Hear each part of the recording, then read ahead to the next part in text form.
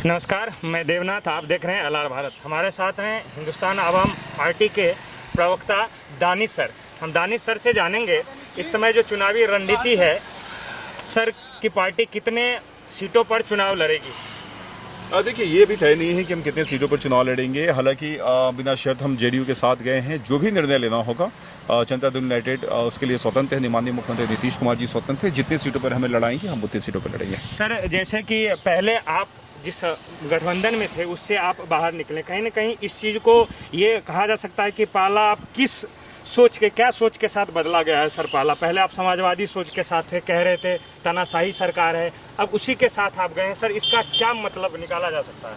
देखिए, ये राजनीति में कौन कब किसके साथ जाएगा ये कहना मुश्किल होता है। लालू प्रसाद यादव जी हम हमेशा कहते थे कि नीतीश कुमार जी के पेट में दांत है, नीतीश कुमार ये हैं वो हैं, लेकिन उनके साथ उन्होंने सरकार बना दिया। एक भाजी मांझी समाज के, भुइया समाज के एक नेता को मुख्यमंत्री पद से कुर्सी में हटवाने में लालू प्रसाद यादव की सबसे बड़ी भूमिका थी।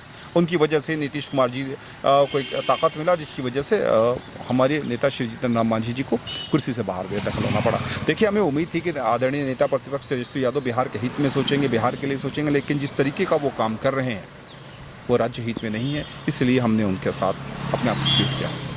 तो सर, अभी जैसे कि पहले आप कहते थे कि हमें कितनी सीट मिले नहीं मिले हम उसके लिए नहीं जा रहे हैं, बस हम ऐसे कि लोकतंत्र को बचाने के लिए जा रहे हैं। नहीं जा रहे हैं सीटों के लिए, हम अभी भी डेमोक्रेसी के लिए हम गए हैं। किसने कहा कि हम सीटों, हमने स्पष्ट तरीके से आपसे कहा ना कि नीतीश कुमार जी हमें सीट दे ना दे, हम उनके साथ हैं।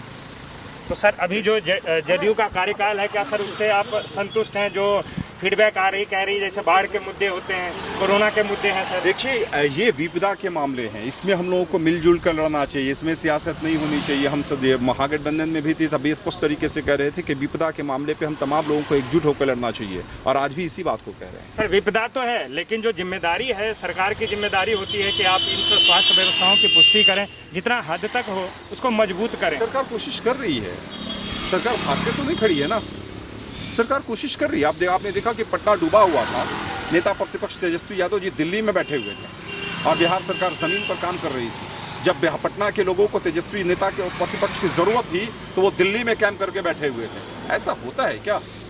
विपक्ष की जवाबदेही होती है कि आप जनता के साथ खड़े रहिए।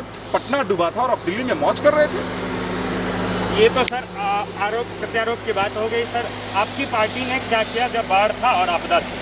आपने नहीं देखा है, इसका मतलब है ट्रैक्टर से ले जा करके हम लोग राहत सामग्री बांट रहे थे। आज भी हमारे मुजफ्फरपुर में हमारी पार्टी का कैंप लगा हुआ है, ये आप पता कर लीजिए। बहुत बहुत धन्यवाद सर हमसे जुड़ने के लिए। आप देखते रहिए एलआर भारत।